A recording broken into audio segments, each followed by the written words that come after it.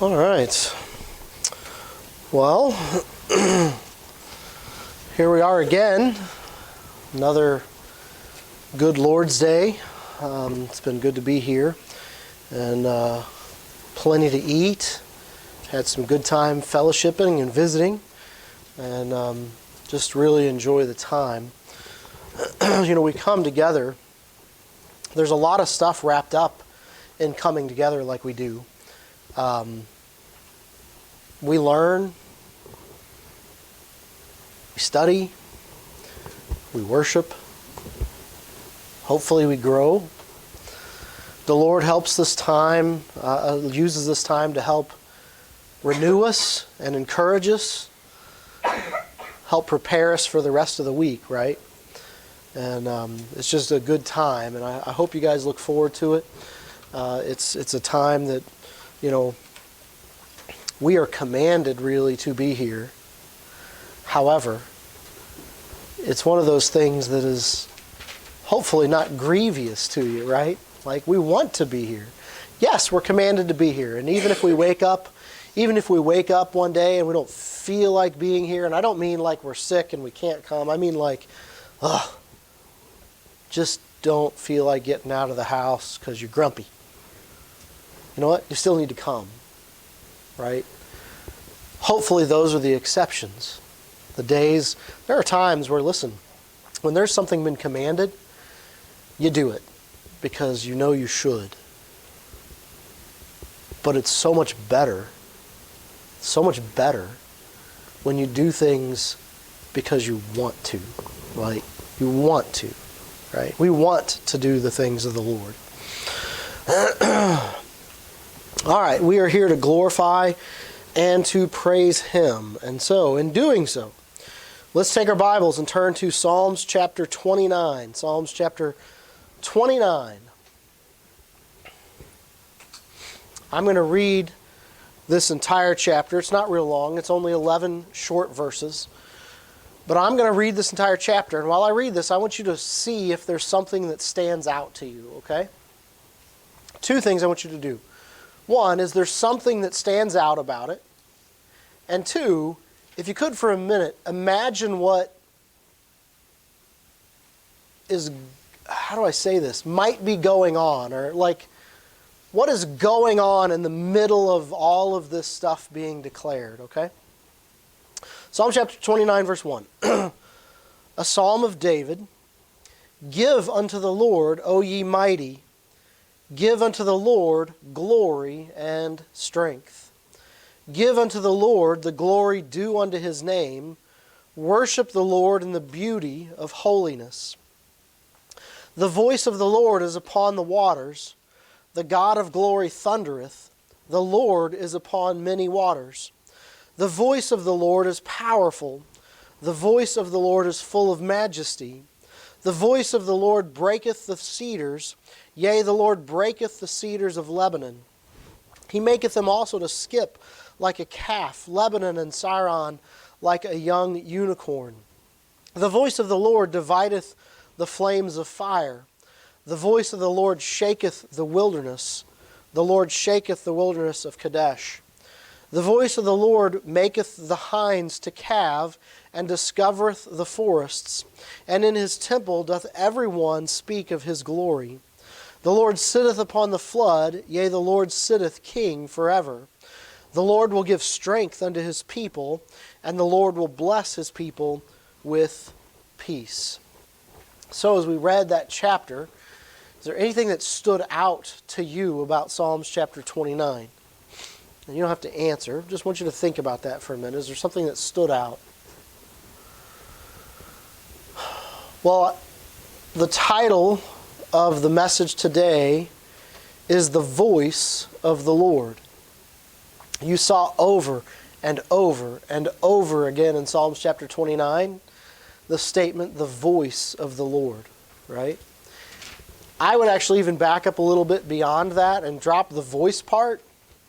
What you should have noticed is the word Jehovah. Remember, all caps, Lord in all caps usually signifies the word Jehovah. The word Jehovah shows up in every single verse except verse number 6. And honestly, verse number 6 is really just an extension of verse number 5. He's finishing out the thought of verse number 5. And so look at verse 1. The capital Lord shows up twice.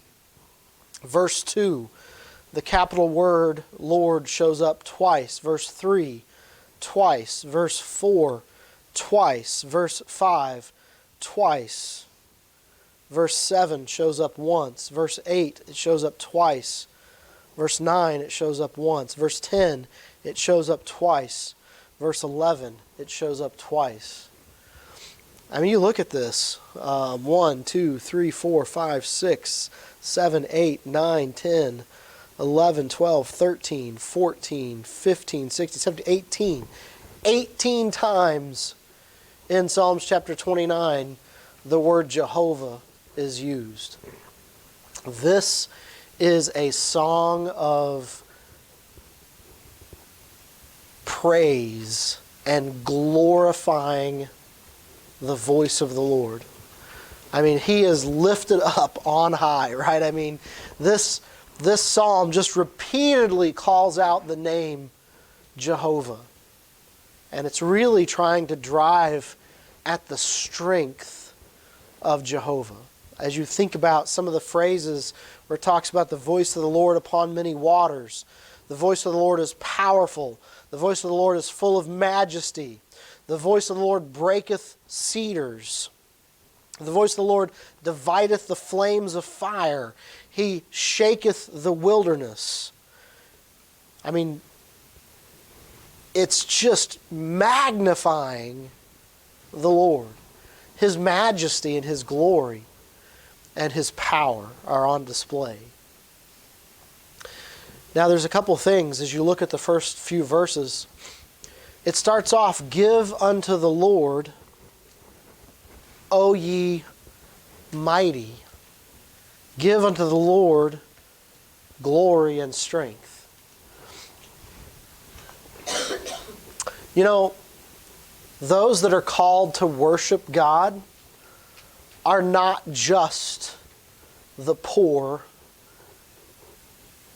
and the sickly and the average person. This verse says, O ye mighty, give unto the Lord glory and strength. Now this is a psalm of David. David had accomplished much in his life. David was a mighty warrior. He was a poet. He was a great strategist. And yet, even when he became king, you also see in David a very humble man before God. He was the king. You could really argue that he had rose from rags to riches. From the poor shepherd boy who wasn't even, as Brother Philip pointed out, didn't even get counted whenever his father was supposed to bring his sons before the prophet. And yet there came a time when he was the mightiest person in the land. And yet time and time and time again, that mighty, brilliant man continually said, nope, it's God. It's God. It's God. He even in one of the Psalms we already covered talked about how that it was God that taught him to war. It's God that allowed his weapons to be successful. It was God that allowed him to be able to escape from his enemies. Time and time and time and time again, you see, even though David becomes this super powerful guy, he does not lose his humility before God. He constantly gives God the credit. He constantly gives God all glory and majesty. He will talk about his own, oh, I am nothing. oh wait, no, this is a guy that went from nothing to everything. But yet, in all of his power and in all of his riches, he comes back and he says, nope, I wouldn't have anything if it wasn't for God. I wouldn't have anything. I wouldn't have been able to escape my enemies. I wouldn't have been able to conquer my enemies. I wouldn't have been able to be good in battle. I wouldn't have been able to do any of these things but God. Right? It's this attitude that you see in verse 1 of, O mighty, give the Lord glory and strength. Now there's some debate as to what that phrase, O ye mighty, means. Some people actually think that it's talking about the angels, because there's some other places where some of that phraseology might be used when it comes to angels. So some people take verse 1 to mean that the angels need to give the Lord glory and strength. I don't think that personally. I think it is actually talking about even the mighty among us, even the king, King David, is supposed to give the Lord all of his glory and all of his strength. He's supposed to give God the glory for the things that have happened. He's supposed to use his strength for the cause of the Lord. Listen, this is not just about the average person supposed to be serving God. The mightiest among men need to be serving and worshiping and glorifying and using their strength to God's glory. So that's what you see at the beginning of Psalms chapter 29. Give unto the Lord, O ye mighty, give unto the Lord glory and strength. And from that point forward, just like in verse 1 where he uses the word Jehovah 2 times, in almost every verse thereafter you see him take the name of God, Jehovah, and assign it some place of majesty, some power. And you just see it over and over and over again throughout the entire chapter. So it is really ascribing the Lord the glory that is due unto his name. But you also saw a theme there. Over and over again you saw it say the voice of the Lord is something, right? The voice of the Lord is something. I'm going to read here in a minute something that Charles Spurgeon said about this chapter. I think it's pretty fitting. I ask whenever we read this chapter all the way through to not only look for something common, that was the use of the word Lord over and over again. I also ask you if you could imagine something that might be going on in the middle of this psalm. What you see here when you see the voice of the Lord is you see this idea of waters and wind and power and flames of fire and shaking. You know what that's signifying? It's signifying a storm. It's signifying thunder and a storm and lightning and maybe even an earthquake. And you start to think back to the times in the Bible where the Lord used thunder or lightning or a storm.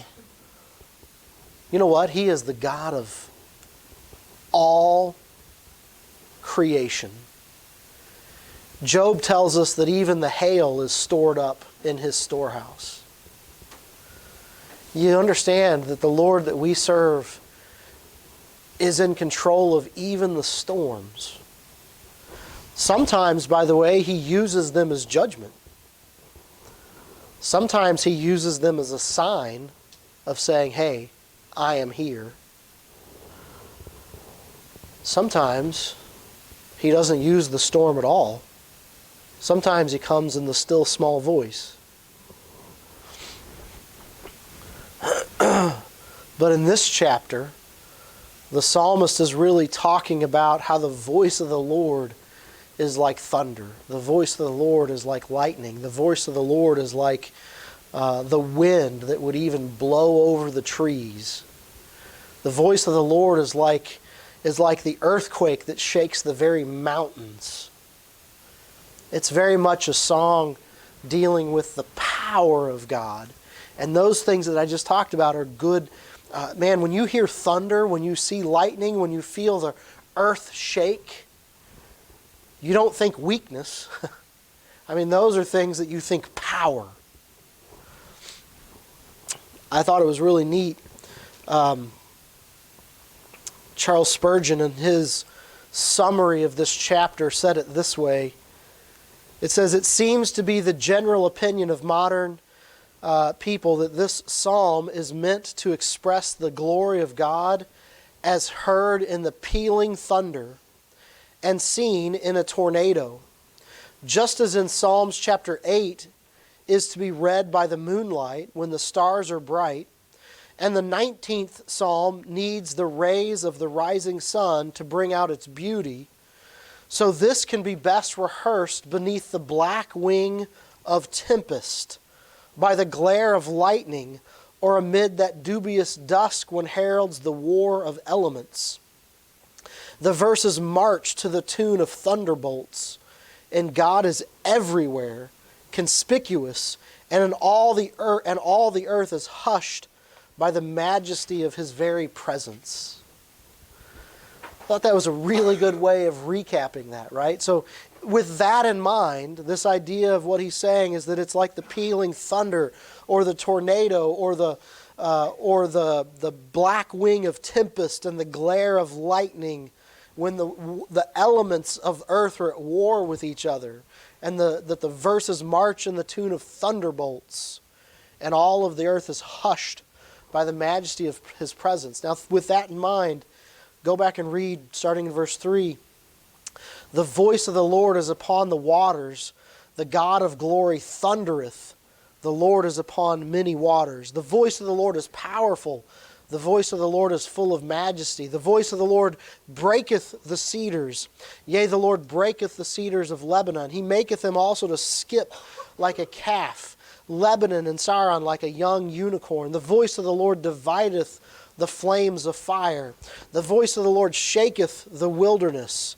The Lord shaketh the wilderness of Kadesh. The voice of the Lord maketh the hinds to calve, and discovereth the forest. And in His temple doth everyone speak of His glory. The Lord sitteth upon the flood. Yea, the Lord sitteth King forever. The Lord will give strength unto His people, and the Lord will bless His people with peace." Now, isn't it interesting that it ends with this idea of the Lord will bless His people with peace, and yet all of the verses before it are describing tempest and turmoil and thunder and shaking. And yet it says, hey, listen, for the Lord's people, they'll have peace. Right? He's with them. He's with them. So I hope as we read it that second time, you could almost imagine the psalmist, if you've ever sat out on your, some of us do this, some of us don't, if you've ever sat out on your porch during a really bad storm, and you see the thunder, and you see the lightning, and you see the wind start to move the trees, it can be terrifying. It's a huge signal of power. And yet, it's a reminder that in everything God is present. And that His power can barely even be described by some of the most powerful things that we can imagine. I think storms can be a little scary because we literally have no control over this, right? And they're powerful.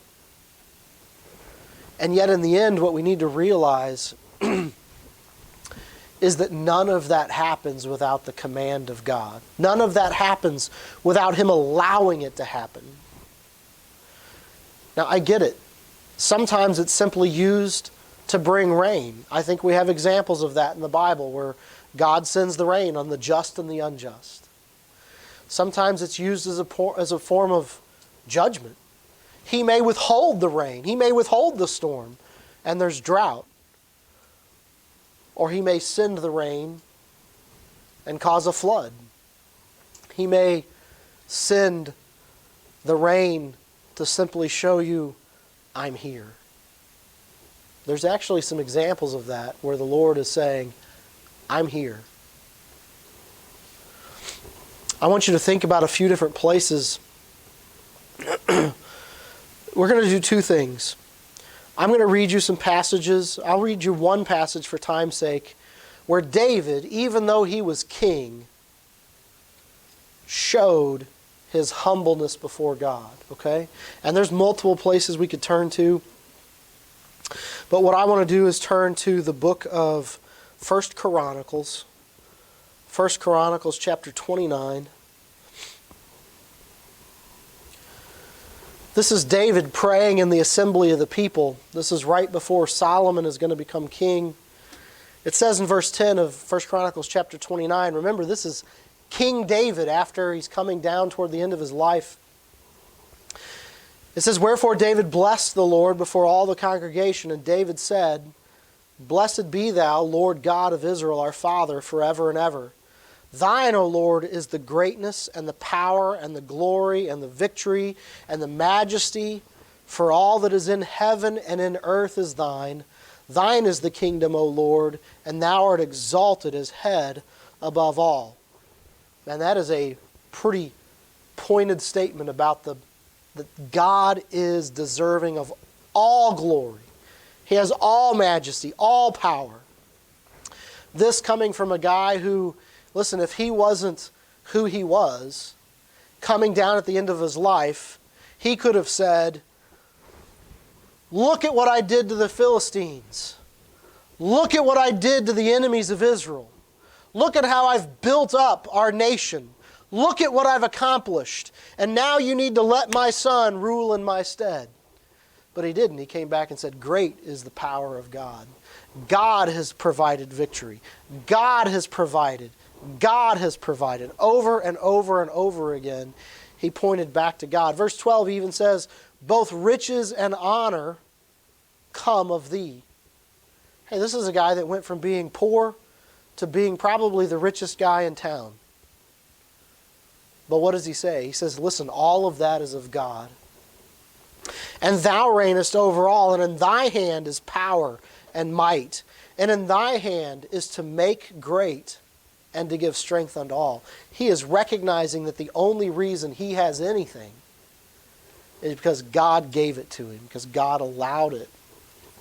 "Now therefore, our God, we thank thee and praise thy glorious name." Verse 14, "But who am I? But who am I?" Listen, this is not just some ruler, some king who in the private areas of his bedchamber, in a lack of time of confidence, says, "Who am I that you would use me?" He is praying this openly and publicly in front of the whole congregation. And he says, "But who am I? Who am I? And what is my people that we should be able to offer so willingly after this sort?" They're here coming, bringing of their goods to help prepare for some stuff. And he's even saying, "But who am I that I can even be allowed to bring what I have and give it to you?" And that is humbleness right there in the presence. This is the king. "For all things come of thee, and of thine own we have given thee." He even recognizes that the things that he's bringing as a gift weren't even his, really. The things he had, the things he was able to bring, they were God's already. "For we are strangers before thee and sojourners, as were all our fathers. Our days on the earth are as a shadow, and there is none abiding. O Lord our God, all this store that we have prepared to build thee an house for thine holy name cometh of thine hand, and is all thine own. I know also, my God, that thou triest the heart, and hast pleasure in uprightness. As for me, in the uprightness of mine heart, I have willingly offered all these things, and now have I seen with joy thy people which are present here to offer willingly unto thee. O Lord God of Abraham, Isaac, and of Israel, our fathers, keep this forever in the imagination of the thoughts of the heart of the people, and prepare their heart unto thee. And give unto Solomon my son a perfect heart, to keep thy commandments, thy testimonies, and thy statutes, and to do all these things, and to build the palace for which I have made provision." You see here, remember how chapter 29 of Psalms started? It said, O ye mighty, give unto the Lord glory and strength. I think in this that you just read, you absolutely see King David, the mighty king of Israel, bowing himself before the Lord and saying, everything is of you. Everything I've been given, everything that I've been allowed to accomplish, I realize that I couldn't have done any of this without you. And even in this time of joy and with an upright heart, I bring to you the things that I'm giving. I even recognize that those things I only have because you gave them to me. You see the attitude. I think it's a really good picture of what's meant in Psalms chapter 29, verse 1. Man, even the mighty, even those with great riches and great strength, you know what they have? They have nothing without God. All those things God could take away at a moment. You need to use those things to His glory and His honor. And then in the rest of Psalms chapter 29 is really where he starts to describe the voice of the Lord. And I think it's really interesting when you think about those verses in that context of some psalms are all about the moon and the stars and the sky at night. Some psalms, man, you see the glory of the Lord in the daytime. In this one, you very much see the glory of the Lord in the power of a storm. In the things that we think of as terrifying, the things that we think of as so powerful. And yet in the end, that's just simply the voice of the Lord. The voice of the Lord. I want you to think about a few different places in the Bible where the Lord used some of those things, or those things were attributed to the Lord. Some of them are judgment, like Exodus chapter 9, verse 23. You don't have to turn to all these places because I'm going to hit them pretty quick. Verse 22, and the Lord said unto Moses, stretch forth thine hand toward heaven, and there shall be hail in all the land of Egypt, upon man and upon beast, and upon every herb of the field throughout the land of Egypt. And Moses stretched forth his rod toward the heaven, and the Lord sent thunder and hail, and the fire ran along upon the ground, and the Lord rained hail upon the land of Egypt. So there was hail and fire mingled with the hail, very grievous, such as there was none like it in all the land of Egypt, since it became a nation. You see there where the power of God is revealed to the nation of Israel through thunder, and then the thunder and the storm comes hail and fire.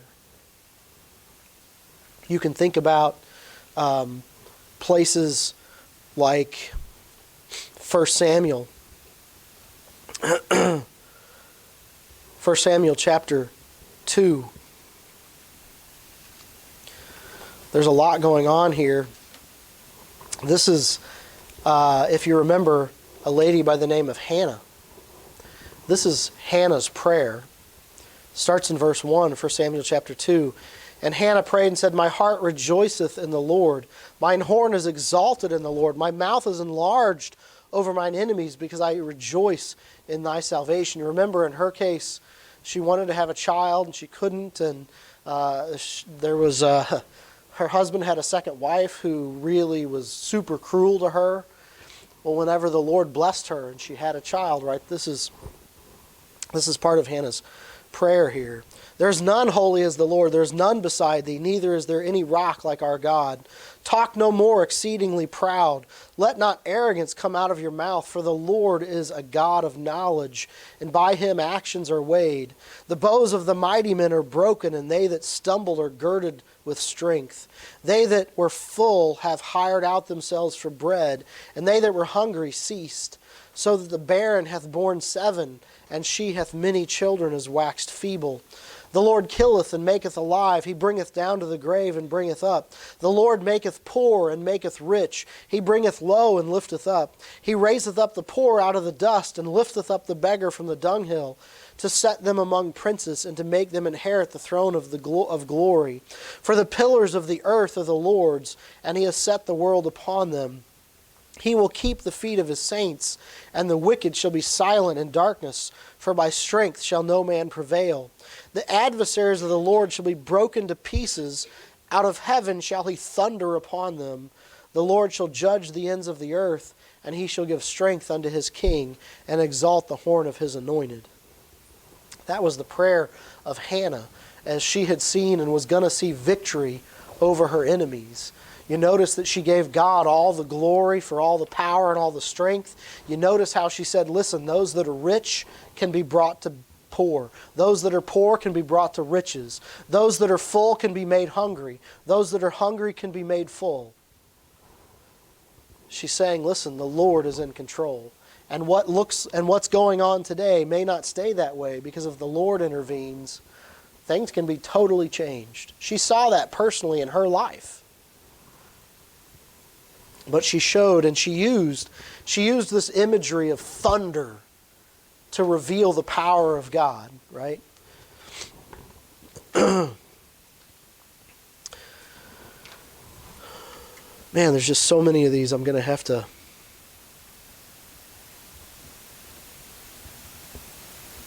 We're going to have to just kind of pick and choose here. Let's do 1 Samuel chapter 12.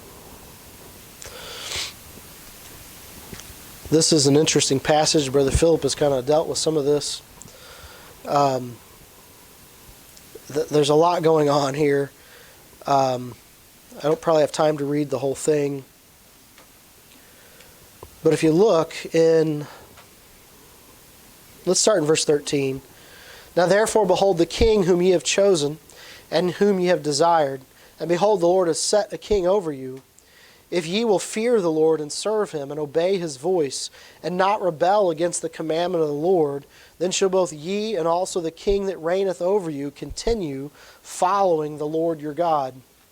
But if ye will not obey the voice of the Lord, but rebel against the commandment of the Lord, then shall the hand of the Lord be against you, as it was against your fathers.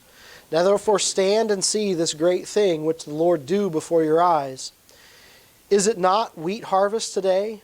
I will call unto the Lord, and he shall send thunder and rain, that ye may perceive and see that your wickedness is great, which ye have done in the sight of the Lord, in asking you a king. So Samuel called unto the Lord, and the Lord sent thunder and rain that day. And all the people greatly feared the Lord and Samuel. And all the people said unto Samuel, Pray for thy servants unto the Lord thy God, that we die not. For we have added unto all our sins this evil to ask a king. And Samuel said unto the people, Fear not, ye have done all this wickedness, yet turn not aside from following the Lord, but serve the Lord with all your heart. And turn ye not aside, for then shall ye go after the vain thing, which cannot profit nor deliver, for they are vain. For the Lord will not forsake his people, for his great name's sake, because it has pleased the Lord to make you his people. Moreover, as for me, God forbid that I should sin against the Lord in ceasing to pray for you, but I will teach you the good and the right. Only fear the Lord and serve him in truth with all your heart, for consider how great things he hath done for you. But if ye shall still do wickedly, ye shall be consumed, both ye and your king. Now in this case, I think it's interesting because the Lord used thunder and rain. The way I would describe this, the Lord used thunder and rain to show his presence. Samuel said, I'm going to show you a sign that what you've done is not good. But you need to understand the Lord is here. And I'm going to show you a sign. Today, on a day when you wouldn't expect it to do so, it's going to thunder and rain. And you need to realize that that is a sign of God's presence. This was actually not, even though he was talking about wickedness, I don't think this is an example of where thunder and rain was used as a punishment, as much as it was used to say, hey, God is here. And as long as you serve him,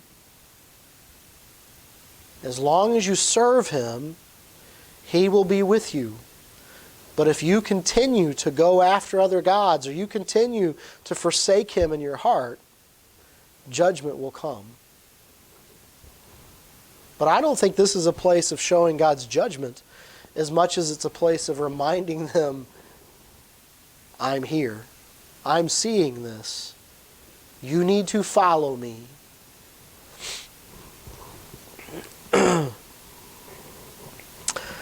When I think about thunder, I often think about the book of Job. There is so much, there's a lot of neat stuff in Job. You got to be careful about who's talking. But when Job describes the way God is in control of creation, it's really neat. I'm just going to read a few of them. If you look at Job chapter 28, and Job is speaking here,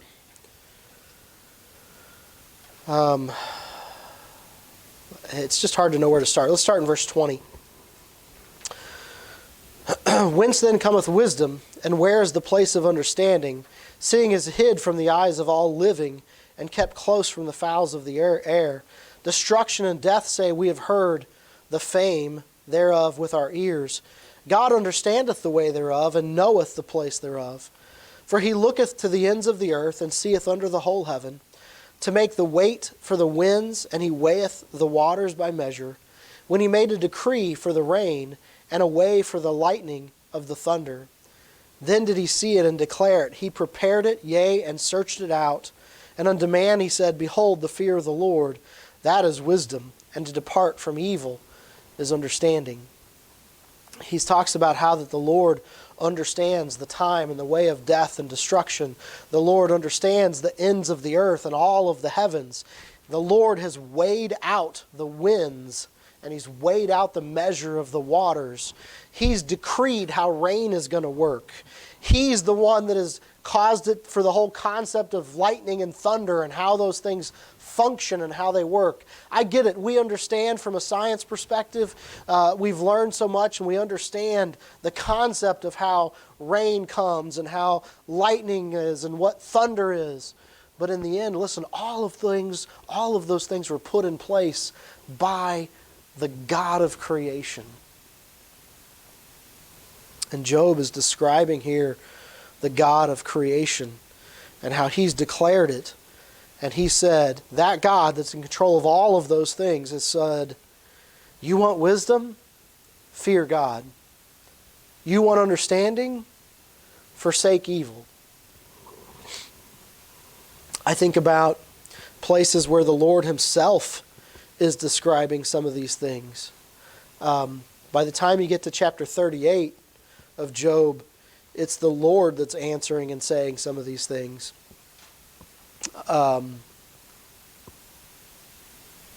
If you start in verse 24, by what way is the light parted, which scattereth the east wind upon the earth? Who hath divided a water course for the overflowing of waters, or a way for the lightning of thunder, to cause it to rain on the earth where no man is, on the wilderness where there is no man, to satisfy the desolate and waste ground, and to cause the bud of the tender herb to spring forth? Hath the rain a father? Who hath begotten the drops of the dew? Out of whose womb came the ice, and the hoary frost of the heaven? Who hath gendered it? The waters are hid as with a stone, and the face of the deep is frozen. Canst thou bind influence of Placidius, or of the bands of Orion?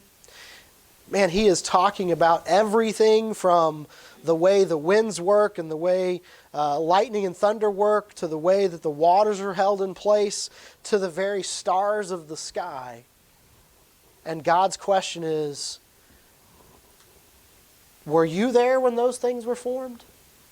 God's question is do you have the ability to change any of those things? Do you actually fully understand how those things work? God's point is to say, I do. I know how they work because I made them. And so you just kind of see again how the Bible often uses these things to talk about the glory and the majesty of the Lord.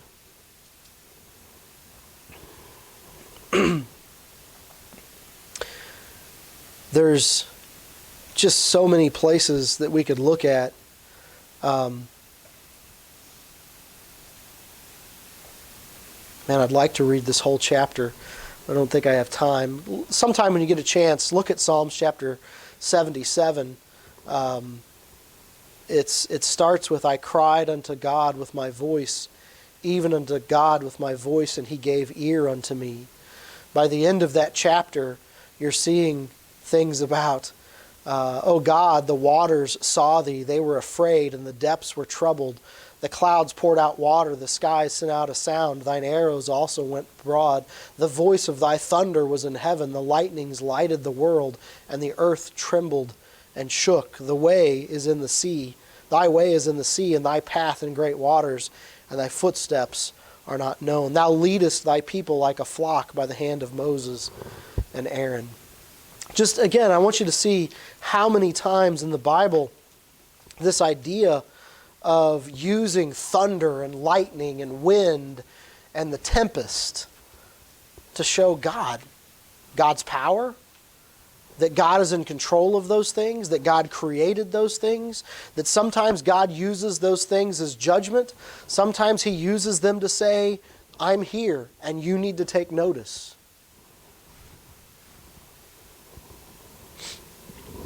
I'm also, of course, reminded of the times when he doesn't use those, because we can sometimes think about, well, every time there's a storm, God is bringing down judgment, or every time there's a storm, God is showing his wrath. Listen, it's not always that way.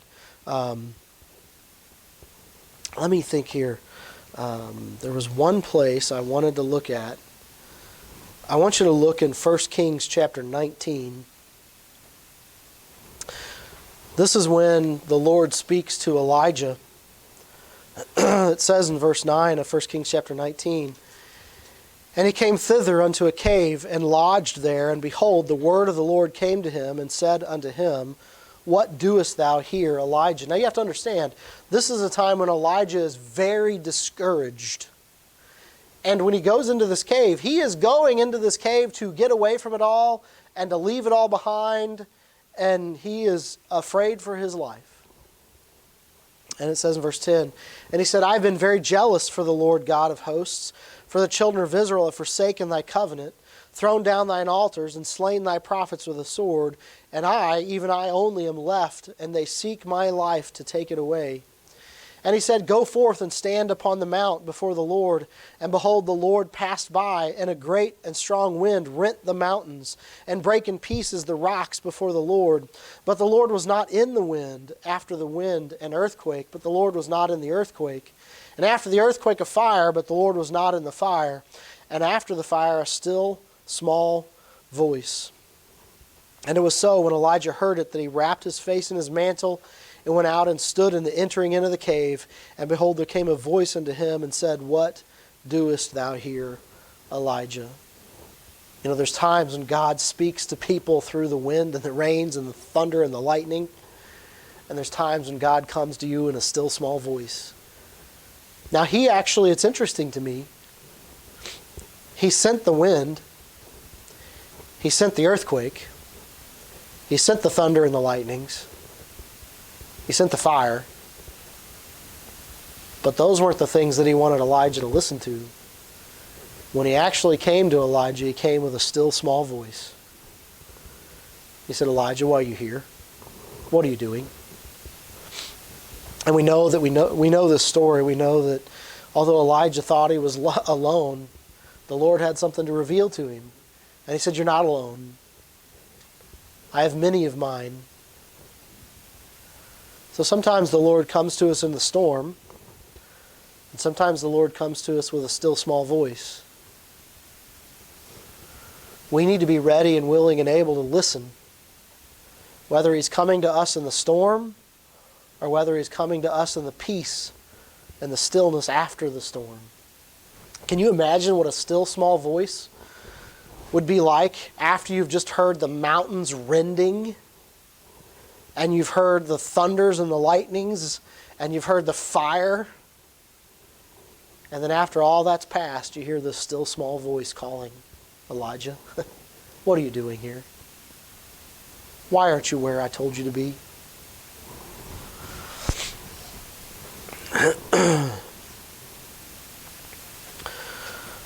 The Lord is majestic and powerful. And Psalms 29 describes it as being upon the waters, and powerful and majestic. Verse 5, he breaketh the cedars. The Lord breaketh the cedars of Lebanon. He maketh them to skip like a calf. I want you to understand this picture. If you've ever done any research about the cedars of Lebanon, there are still some left, although not many. Some of the cedars of Lebanon, they believe to even now be like 3,000 years old. The cedars of Lebanon used to be, from what we understand, pretty vast. Now, they were much sought after, and as they've been much sought after, they've been cut down, they've been used. The cedars of Lebanon were used to build part of both the first and the second, the temples. We understand that they were very sought after. Listen, I read some really old accounts. If you go back and you read some old accounts of some of these, we're not talking about some scrappy little cedar tree like we might have down in Cedar Hill Lane, right? Or even some of the bigger cedar trees. We're talking more like the giant evergreen trees. These are trees that one guy described as being like 12 yards in diameter, hundreds of feet high. And the way that they're described, the way the power of the voice of the Lord is described, is that his voice breaks the cedars. Can you imagine those massive trees like that? And not only does he break them, but it's described as he maketh them to skip like a calf. I don't know about you, but like when I close my eyes, have you seen trees in the wind where they start to, I mean, these massive things that like you could walk up and shake that thing all day long and it wouldn't even cause a slight vibration. And yet you look at these things and it's like, and it goes this way and that way. He says, literally, the voice of the Lord can just level the cedars of Lebanon and to make them dance like and skip like the calf. The voice of the Lord divideth the flames. The voice of the Lord shaketh the wilderness. The voice of the Lord maketh the hinds to calve. The idea there is that you've got this animal that's expecting a young one, and literally the thunder shakes, and it spooks this thing so much that it delivers early. The voice of the Lord is powerful. The voice of the Lord gets your attention. The voice of the Lord can move things that you wouldn't think could be moved. And yet all he has to do is speak, and those things happen. I want you to understand again that this is a psalm that's just trying to simply share with us the majesty and the power of the voice of the Lord. And in doing so, it's describing these mighty things that yet the wind can come along and blow them over or push them down or make them to quake. And that's the Lord. That's the Lord. But it ends with these two verses. The Lord sitteth upon the flood, yea, the Lord sitteth king forever. He will always be on the throne. He will never be taken off of his throne. And not only that, but the Lord will give strength unto his people. The Lord that it just described, who his very voice, the best way it could describe it was to describe the earthquake and the thunder and the lightning and the wind to show its power. And yet, that God will give strength unto his people. That God will give strength unto his people. Don't you think Hannah felt that strength when she prayed her prayer? When the Lord had answered her prayer and had totally changed her life? Don't you think David felt that whenever he prayed before the assembly, that everything he had was because God had allowed him to have it? And that he was just simply glad to be able to give some of that back to the Lord. And then he ends with, the Lord will bless his people with peace. The Lord will bless his people with peace. I think it's pretty neat. I read at the beginning of this what Charles Spurgeon had to say about this chapter. I want to read to you what he says at the very end of this chapter. He says, "Dear reader, is not this a noble song to be sung in stormy weather? Can you sing amid the thunder? Will you be able to sing when the last thunders are let loose and Jesus judges the quick and the dead? If you are a believer, the last verse is your heritage, and surely that will set you singing." He's just sang this song about the power of the storms. And he ends by saying, listen, the God of those storms will strengthen His people. The God of those storms will give you peace. And Charles Spurgeon is saying, listen, if you're a believer, He's with you. And you can weather the storm. You can weather the storm. You can make it through the storm. And even when the final judgment comes, and listen, if you don't think thunder and lightning is associated with some of the judgment, you read Revelations. Because there's plenty of references to the Lord in the thunder in Revelations. But he says here, listen, will you be able to sing when some of those final thunder rings? And he's talking about the judgment that the Lord brings on this earth.